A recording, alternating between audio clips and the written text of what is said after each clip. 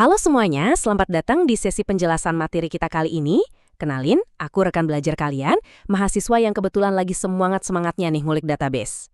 Hari ini, kita bakal sama-sama membedah tugas 2 untuk mata kuliah basis data MSIM 4206. Anggap aja, sesi ini tuh kayak kita lagi nongkrong di perpus kampus, ngerjain tugas kelompok bareng. Aku tahu banget rasanya kalau udah disodorin tugas yang isinya diagram rumit, plus instruksi coding database, kadang tuh bikin pusing duluan kan? Tapi tenang aja teman-teman, di penjelasan singkat ini kita bakal bedah semuanya pelan-pelan. Aku bakal bantu mandu kalian mecarin tugas ini langkah demi langkah, pakai bahasa yang santai, jelas, dan pastinya gampang dipahami. Siapin catatan kalian, siapin kopi juga boleh banget, karena tugas 2 ini bobot nilainya lumayan krusial loh buat nentuin kelulusan kita di mata kuliah ini. Jadi, kita harus pastiin hasilnya maksimal. Udah siap? Yuk kita mulai. Biar fokus, hari ini kita punya 5 poin yang bakal dibahas. Pertama, kita mulai dari pengantar tugas 2 basis data. Terus yang kedua, kita bakal bedah bareng-bareng diagram IRD rumah sakit. Ketiga, kita masuk ke prakteknya, yaitu implementasi tabel ke MySQL. Keempat, kita bahas syarat perekapan video laporannya. Dan terakhir, yang kelima, kesimpulan plus beberapa tips penutup. Oke, kita langsung masuk ke bagian pertama. Pengantar tugas 2 basis data. Sebenarnya apa sih yang harus kita kerjain? Di bagian awal ini, kita harus benar-benar paham dulu apa sih ekspektasi dari dosen atau tutor kita.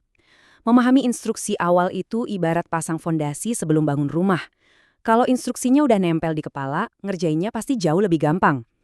Inti dari tugas 2 ini tuh sebenarnya lugas banget.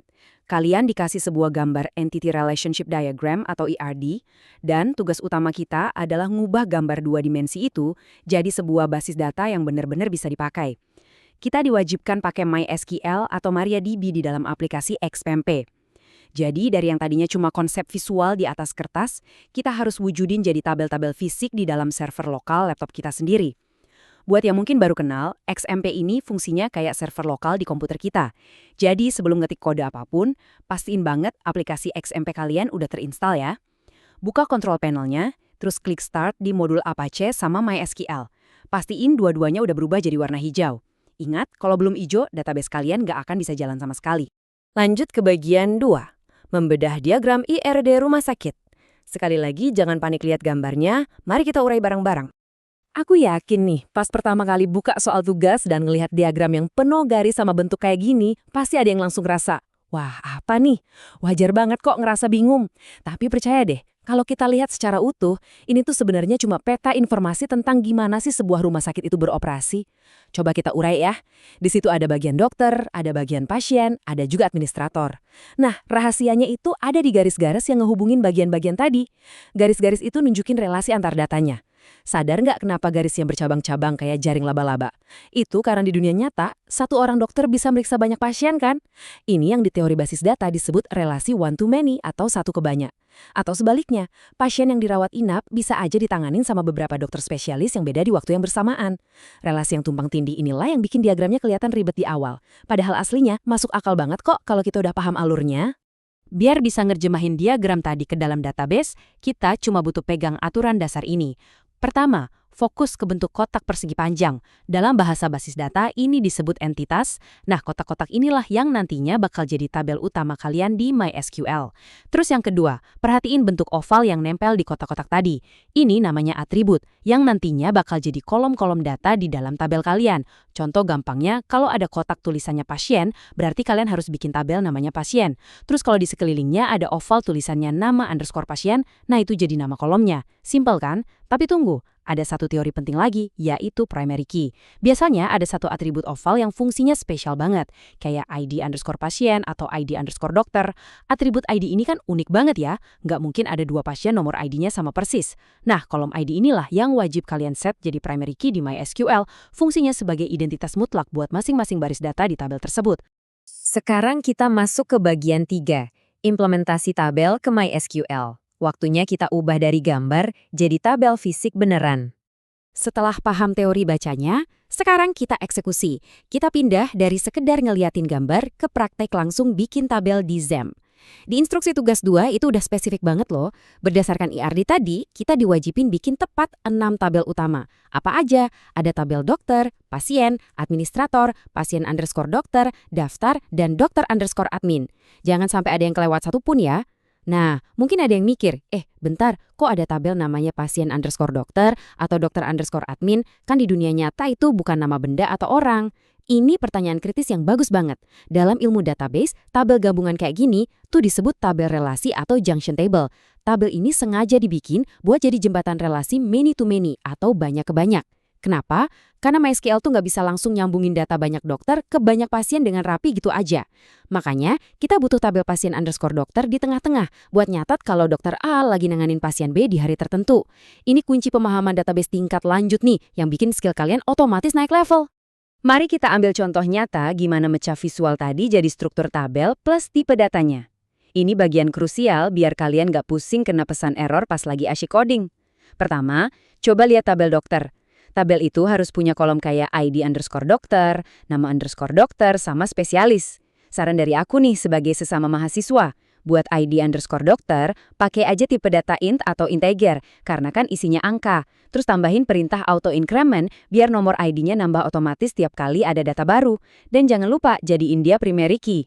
Buat nama underscore dokter sama spesialis, pakai tipe data varchar, kasih aja panjang karakternya 50 atau 100 karena isinya teks. Terus kedua, buat tabel pasien. Sama kayak tadi, ID underscore pasien pakai integer dan jadiin primary key. Nama underscore pasien pakai varchar.